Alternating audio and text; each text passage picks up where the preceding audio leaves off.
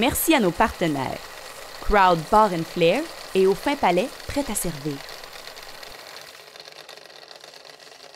Bonsoir tout le monde, bienvenue à Buvons Local. Cette semaine, on a la chance de recevoir avec nous les spiritueux Ungava, avec nul autre que Gizmo. On termine ensuite l'émission comme à l'habitude avec notre mixologue Pierre qui nous a préparé quelques concoctions. On se revoit tout de suite.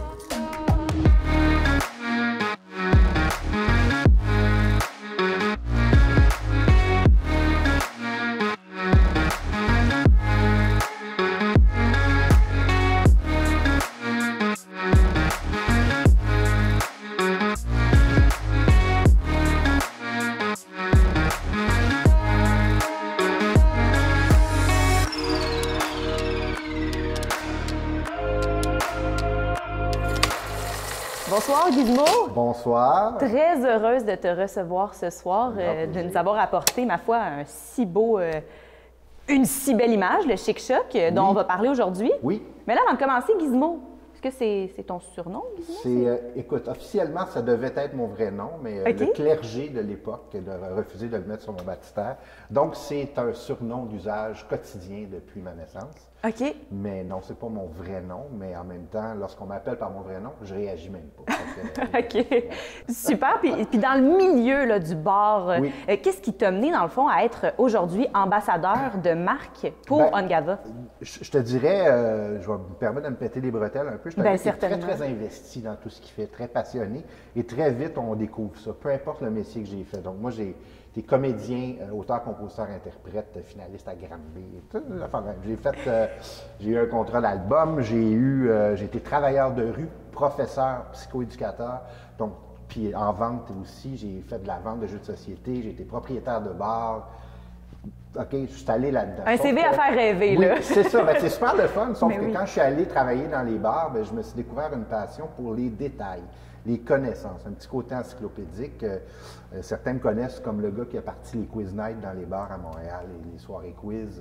J'ai été un des joueurs précurseurs là-dessus il y a déjà une dizaine d'années. J'en fais beaucoup moins, mais c'était très cool. J'aime ça, partager le savoir. J'aime ça, m'amuser autour de ça. Donc, les spiritueux, être barman, ça appelait la convivialité naturellement avec le plaisir, puis de partager, puis tout ça. Fait que voilà, c'est ce qui m'a amené dans les bars. J'ai fait essentiellement aujourd'hui, au risque de révéler mon âge, j'ai 31 années, presque 32 ans d'expérience derrière les bars maintenant. Ouais. Ah ben, on fait tout le calcul là, à la maison, Oui, c'est ça ça. va. Ben, j'ai commencé jeune. C'est ça, c'est pas toujours ça à la limite d'âge, C'est des ça, fois. exactement. On commence plus jeune, des fois, dans de l'événementiel. Ben oui. C'est ça, voilà. Puis qu'est-ce qui a fait que tu as voulu te joindre à l'équipe Ungava, de Ungava en fait? Ben, en toute honnêteté, c'était comme le côté représentation, ambassadeur, tout ça. Moi, je connaissais ça par Rebound en étant, comme je te disais, gérant de bar, employé de bar, propriétaire de bar.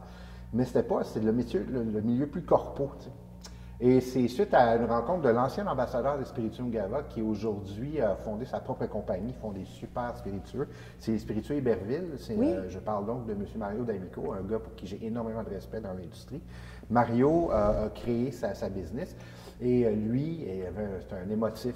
On a besoin d'être émotif dans ce job-là, il faut qu'on soit engagé. Et puis, lui, c'était bien important que ce ne soit pas n'importe qui prenne sa job. Et il m'avait proposé ça en se disant « Gizmo, tu n'es pas pourri par les faux plis de l'industrie ». J'avais trouvé ça très beau et il m'a proposé. Et, je me suis mesuré à des gros noms dans cette industrie-là pour avoir le job chez Ungava et finalement, j'ai été bien heureux de le décrocher. Je pèse mes mots, c'est un honneur comme entrer dans cette profession-là.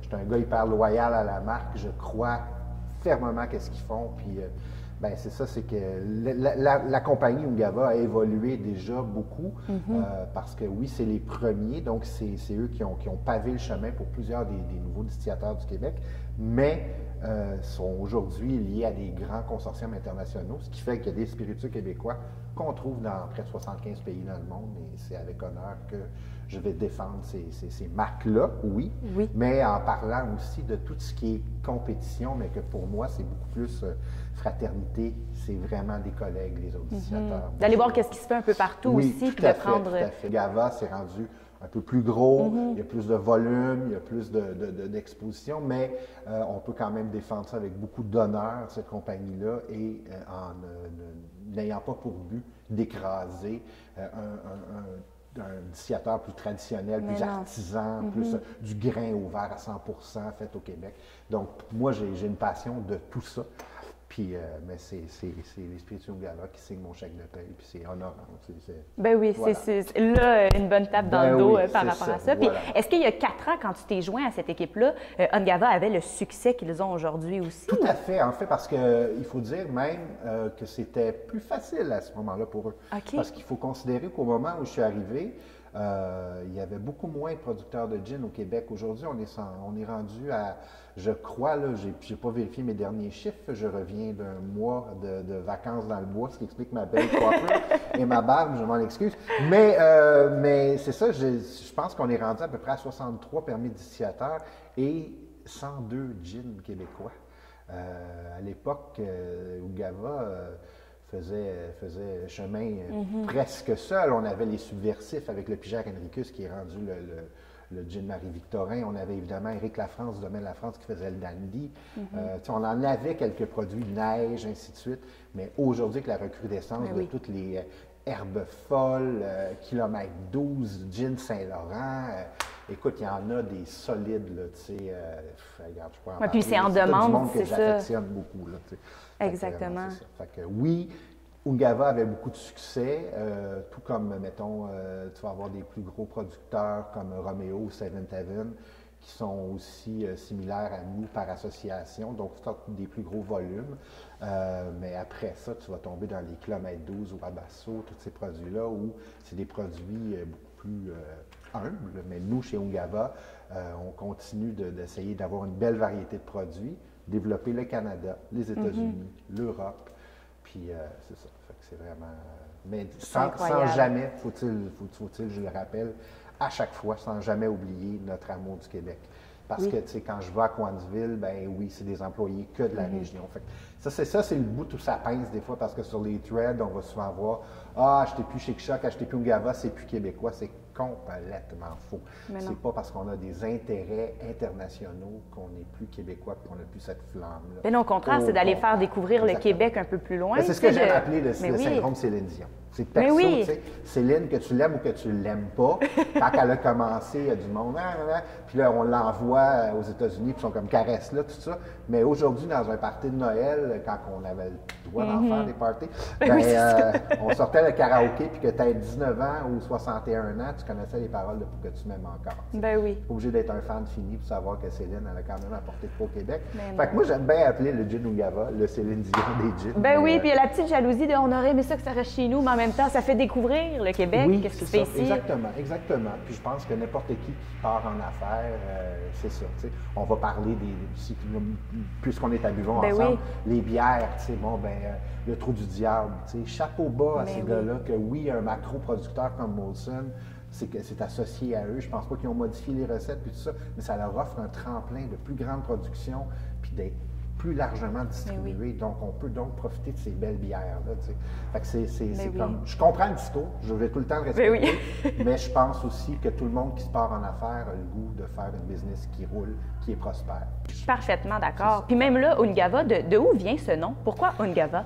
Initialement, c'est parti simplement d'un gin. Il faut savoir là, qu'au Québec, il n'y a pas si longtemps, pour distiller, pour être propriétaire, ça prend un alambic. Donc, pour être propriétaire d'un alambic, il faut être un producteur de pommes. Ça, c'est ce que bien du monde ne savent pas. C'est ce qui explique aujourd'hui qu'il y a beaucoup de compagnies qui vont co-packer, c'est-à-dire qui vont aller dans des cidreries puis qui vont travailler avec ces gens-là pour faire leurs produits. C'est le cas de Nicolas Duvernois avec Michel Jaudoin pour la pure vodka puis tous ces produits-là. Donc, essentiellement, nous, c'était le domaine Pinacle à Frelichburg. Et Charles Crawford, le fondateur, propriétaire de ça, a voulu faire des spiritueux. Puis le premier spiritueux qu'il a voulu faire, c'était un gin. Et ils ont consulté plein de possibilités de faire un gin. C'est évidemment du genévrier, mais on voulait amener un gin qui était québécois, puis en même temps ayant un clin d'œil, un hommage, si tu veux, aux Premières Nations qui connaissent bien la flore du Québec. Tu vois. Et puis, l'accueil de ces herbes-là s'est fait dans la baie d'Ungava. Et donc, le gin Ungava est né. Puis, étant donné que le gin Ungava, après, a suivi des productions comme le Chic Choc, un peu dans la même idée, ça, on y reviendra tantôt, mais la vodka Quartz, les produits coureurs des bois, les vermouths kayak, c'est tout le temps dans une volonté d'être de chez nous, mais disponible ailleurs en utilisant ces espèces de connaissances-là qu'avaient certains ancêtres de différentes Premières Nations. Donc, la baie d'Ungava servant du territoire principal de cueil pour le gin Ungava, on a appelé le gin Ungava. Et éventuellement, bien, quand on a fait une scission entre la production de pommes et les spiritueux, donc on a déménagé à Coansville en Estrie, on a jugé bon d'appeler ça les spiritueux Ungava, simplement. Bien, de là où ça part. Voilà. Puis là, justement, avec Chic-Choc, est-ce qu'on parle des monts Chic-Choc? De là porte le nom? Tout à fait. Comme je vous disais, on a pu consulter des ancêtres Inuits pour la conception du gin Ungava au début. On est allé un peu dans la même approche pour le Chic-Choc. Évidemment, ça a changé depuis, mais on était pas mal le premier rhum québécois et on n'a jamais, nous, prétendu distiller le rhum ici. Parce qu'il fait beaucoup trop froid. On pourrait vous faire croire qu'on a une plantation de canne à sucre à Saint-Liboire, mais ça serait vous jouer du violon. C'est un assemblage de rhum vieilli, ce qui est déjà en partant pour le Chic-Choc quelque chose d'hyper intéressant parce qu'il n'y a que 5 rhums épicés dans le monde qui sont faits de rhum vieux. Okay? Dans le monde? Dans le monde entier, oui. Et donc, le Chic-Choc est un assemblage de rhum des Caraïbes. Pourquoi les Caraïbes? Parce que c'est le Commonwealth, parce que c'est des anciennes colonies anglaises. On est allé là, on a décidé de travailler avec des plus petits producteurs que les gros qui sont connus, comme Appleton en Jamaïque ou Angostura à Trinidad et Tobago, tout ça. Nous, ce qu'on a choisi, c'est des plus petits producteurs. Donc, on a un rhum de 3 ans, 5 ans et 9 ans d'âge qui nous proviennent de Jamaïque, Barbade et Trinidad et Tobago. Mais quand vous achetez une bouteille de Chic-Choc, ce qui est clairement indiqué, c'est épices 100% Québec sur le dessus. Et donc, ces épices-là, dans toutes les rhums épicés dans le monde, on va ajouter beaucoup de sucre, hélas. Puis souvent, c'est pas fait avec des rhums vieux, comme je vous dis, c'est des rhums à bon marché. On va mettre beaucoup de vanille, cannelle, girofle, parfois de la cardamome. Nous, on voulait pas mettre ça. Nous, on voulait qu'on gardait le côté suave des rhums, qu'on connaît bien, avec les différents impacts sur le palais d'un rhum des Barbades versus celui de Trinidad et Tobago et celle de Jamaïque qui vient de s'installer ici à l'intérieur, mais avec des épices d'ici, de la forêt.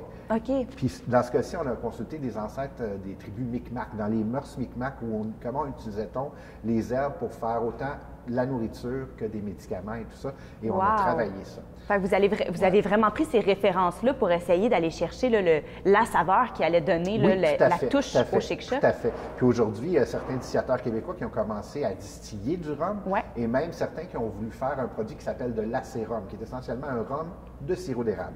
Donc, l'approche est hyper noble. C'est un produit qui est un peu plus coûteux aussi. Nous, étant donné qu'on était déjà dans une production un petit peu plus volumineuse, on a décidé de visiter des plantations. Bien, j'étais pas là, j'aurais bien aimé ça, mais visiter les plantations pour rencontrer des producteurs de rhum. Et nous, on utilise systématiquement ces 3 mêmes provenances de rhum-là et d'âge-là, que je ne saurais même pas vous dire si c'est le 3 ans vient de Barbade ou de Jamaïque. Ça, c'est la recette cachée d'Ara chez nous, notre maître distillateur. Bien, super. Bien, merci beaucoup, Gizmo, pour ce segment-là, en fait, de nous avoir fait découvrir là, les épices. On va en parler dans quelques minutes. En ce moment, on se laisse pour un petit 2 minutes aller voir ce que Pierre est capable de nous faire découvrir en concoctant avec le Chic-Choc. Pierre le magicien. Pierre le magicien. Barman depuis 16 ans, Pierre Gadouin a ouvert plusieurs bars et restaurants. Il est également cofondateur de Crowd, une entreprise événementielle de bar and flair.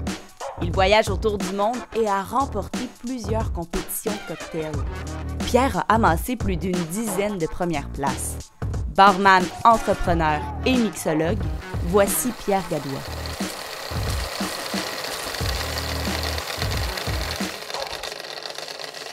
Donc, aujourd'hui, on se fait un Mai Tai Honolulu, OK? Mai Tai, ça veut dire le meilleur. Petite variation québécoise, bien sûr, mais sortez vos shakers à la maison, sortez vos ingrédients, ce sera délicieux. Alors, on commence avec un verre old fashion. Dans ce cas-là, j'ai une tasse, la petite tasse Chic-Choc, qu'on va remplir de glace. Voilà.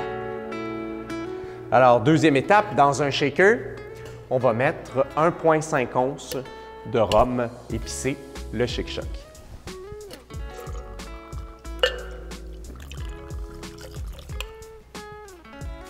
Voilà. Alors, il y a également le Chic-Choc noir qui est sorti récemment, qui est une version un peu plus alcoolisée du Chic Choc traditionnel, beaucoup plus riche aussi. Je vous invite à aller voir dans votre SAQ près de chez vous. Ce sont vraiment des beaux produits à avoir là, sur ces tablettes à la maison. Alors, le Mai Tai, qu'est-ce qu'il y a dans un Mai Tai classique? Il y a du rhum, encore une fois du rhum, très souvent deux sortes de rhum, un rhum brun et un rhum noir, qui vont venir de régions différentes. Dans ce cas-là, on va utiliser un seul rhum, ça fait la job, OK? Donc, il y a du rhum, il y a du sirop d'orgeat, du jus de lime et de la liqueur d'orange. Donc, nous, aujourd'hui, on remplace la liqueur d'orange par un jus d'ananas fraîchement pressé. Vous allez voir, ça donne une petite touche fruitée, vraiment pas désagréable. Alors, sirop d'orgeat, pour ceux qui écoutent l'émission, commencez à connaître ces petits produits-là. Alors, on va mettre 3/4 d'once de sirop d'orgeat, qui est un sirop d'amande. Jus de lime, lime fraîchement pressée. Si c'est possible pour vous de presser une lime sur le moment, c'est l'idéal. Mais on a ces petits jus-là qui sont, ma foi, très, très frais. Alors, 3/4 d'once de jus de lime. Et là, si vous aimez les cocktails un peu moins alcoolisés, c'est le moment d'en mettre un petit peu plus du jus d'ananas. Je vais mettre 3/4 d'once, mais on pourrait mettre 1 once, même voire 1 once et demie.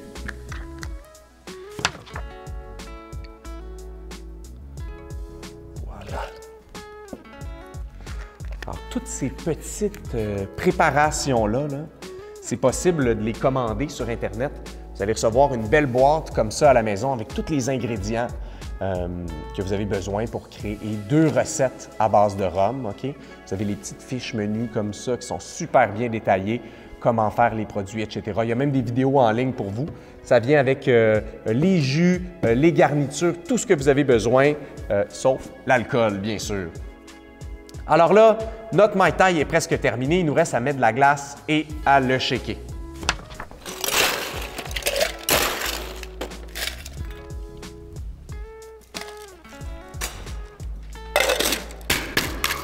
C'est parti!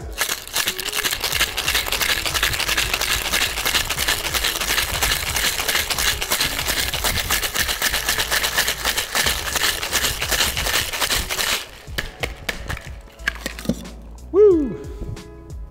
Alors, c'est un cocktail qui est délicieux, mais qui est bon bien shaké. OK? Alors, prenez la petite seconde d'extra pour bien brasser tout ça. Et l'ananas, là, contient un corps gras, OK? Et les corps gras retiennent l'oxygène. Je ne vais pas faire mon scientifique, là, mais en gros, ça va faire de la mousse. Si vous mettez du jus d'ananas, ça va faire une belle petite mousse si vous le shakez bien, OK? Alors, on verse le mélange directement dans notre tasse.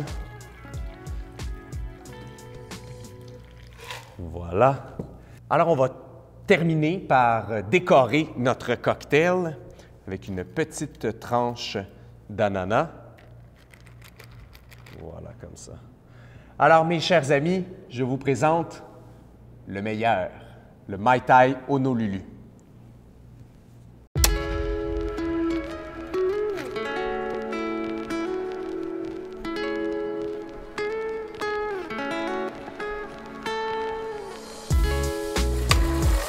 Bien, merci beaucoup, Pierre. On a bien hâte de déguster ce petit cocktail. Avant, nous, on le fait d'une manière plus conventionnelle. Ben oui, tout à fait. Goûtons-y comme ça. Ben oui. Ben en fait, pour en parler vite fait, avant même que tu le portes à ton nez, parce que toute l'expérience olfactive, tout est super intéressant. En fait, le Chic Choc, comme je vous disais plus tôt, c'est un assemblage de 3 rhums vieillis. Donc, ça lui donne déjà une unicité, une texture naturelle. Ce qu'il faut savoir, c'est que le rhum des Barbades est naturellement vanillé et fruité, de par le bois qui est utilisé dans l'embarriquement et tout ça. Et même, certains prétendront sur la façon dont ils ont de cultiver la canne à sucre. Parce qu'ils vont couper les cannes à sucre très basses et ils vont mettre le feu aussi. Puis ça dégage apparemment quelque chose d'autre dans la base de la plante qui va pousser d'autres cannes à sucre, ainsi de suite. Donc, on va aller chercher vraiment ce côté fruit, caramel-là et vanille. Ensuite de ça, tu vas avoir le rhum de Jamaïque. Eux, c'est pas ce qu'on appelle des rhums agricoles proprement dit.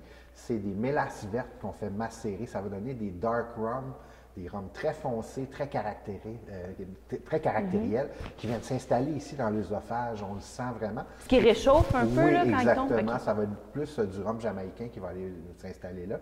Et l'aire de jeu du rhum de Trinidad et Tobago, ce qu'on m'a expliqué, c'est que les plantations sont un peu plus sur le nord, malgré la petitesse de l'île des Caraïbes. Ils sont plus vers le nord et le bois qui est utilisé, c'est un bois qui est extrêmement poreux. Donc, le rhum va, le jour, le soleil plombe sur les barriques, la chaleur monte et donc le bois s'épand. Et le liquide du rhum va rentrer un petit peu plus profondément dans les lattes de la barrique que le ferait peut-être un whisky conventionnel ou quelque chose comme ça. Alors, il va aller chercher des enzymes de bois, des trucs comme ça. Et le soir, même si on est dans les Caraïbes, il fait quand même assez froid et donc le bois se recontracte, repoussant ainsi le rhum dans la barrique. Ça fait comme une espèce de cycle de vieillissement relevé et ça va donner comme un pétillement, ça va donner quelque chose, des épices presque naturelles et boisées, un petit peu un côté poivré si on veut, sur la paroi de la langue. Donc déjà, on a juste à l'assemblage de ces trois rhums-là quelque chose de fabuleux, mais on ne pourrait pas mettre ça dans une bouteille et dire que c'est fait au Québec, ce serait un mensonge et honté. Donc, ce qu'on a voulu faire, c'est d'y donner sa signature aromatique. Et là, le Chic-Choc régulier, qui est à 42,1 ce que tu vas boire là, il y a 6 herbes cueillies à la main par des cueilleurs accrédités dans les monts Chic-Choc, mais dans les territoires protégés. Donc, ce qu'on veut, c'est une signature forestière, voire un peu terreuse, voire un peu médicinale. Tu vas voir un effet mentholé dans ton nez tout à l'heure. Et ça, c'est vraiment, j'ai les herbes ici. Et un des herbes primordiales dans ça, c'est la racine de céleri sauvage. Et pour vulgairement l'expliquer, celle-là, c'est quand c'est comme si tu avais fait un rime de sel sur une root beer. Tu comprends? Tu as comme un sucré salé qui monte, mais en rappelant quand même cette espèce de minéralité que va avoir le céleri. OK? C'est vraiment intéressant ça avec le rhum des Barbades, mais certains pensaient qu'on y mettait même de l'érable, alors qu'il n'y a aucun érable dans le Chic-Choc. OK, c'est vraiment le sucre qui va... C'est le sucre qui va parler aux consommateurs de sirop d'érable naturel. Il va faire « Ah, il me semble qu'il y a de l'érable là-dedans. Ouais. » C'est pour ça qu'on a sorti le Chic-Choc noir après. Le Chic-Choc noir, on a voulu donner plus de caractère, donc le volume est à 47,1 et on a rajouté 4 herbes qui sont beaucoup plus asséchantes, la consoude, des écorces, des trucs de même, pour vraiment rehausser ça. Et on a donc un rhum noir qui est très caractériel. Il va faire un séjour en barrique un petit peu plus longtemps. Puis c'est vraiment, on va chauffer le bois. Fait qu'en chauffant le bois, encore une fois, le bois s'épand, mais aussi se carboniser légèrement. Et ça va jouer entre autres sur la couleur du rhum, du produit. Est-ce qu'il y a un clin d'œil quand même au rhum de base ou original, comme on dit, le rhum épicé, ou c'est vraiment deux saveurs? C'est que le rhum épicé de base, c'est vraiment un truc qui a été inspiré des rhums arrangés, qui étaient faits dans les Antilles principalement. Et les rhums épicés, c'est vraiment un tagline américain, Spiced Rum, où on va mettre, comme je vous le disais plus tôt, de la cannelle, girofle, tout ça. Donc, on n'est pas dans ça parce que nous, c'est vraiment des rhums vieillis, puis on ne voulait pas de vanille, cannelle, girofle, tout ça. On voulait vraiment des herbes uniques du terroir québécois. Quand j'amène ça chez des grands buveurs de rhum, même en France, des cavistes, ils vont me dire à quel point ils sont désemparés, ils n'ont jamais senti et goûté quelque chose comme ça. Donc, tu vas voir. Incroyable. Santé. Ce que je t'invite à faire lorsqu'on goûte un spiritueux brun, c'est, moi, je suis de l'école de pensée saturation olfactive. Là. On est de moins en moins qui aiment ça, là, mais c'est mets ton nez dedans, respire fort, OK? Tu vas saturer. Ça se veut un peu désagréable, les yeux picotent un petit peu. La seconde fois, tu mets ton nez dedans, mais fais juste ouvrir ta bouche et coller ta langue sur le dessus de ton palais. En respirant, ça va filtrer, puis tu vas goûter le produit sans même l'avoir mis dans ta bouche. Ce qui fait que lorsque tu vas prendre ta gorgée, la première victime va être le coup d'éthanol. Le coup d'alcool va être amoindri, puis les arômes vont coller sur le palais. Donc, santé. Santé! Tiens.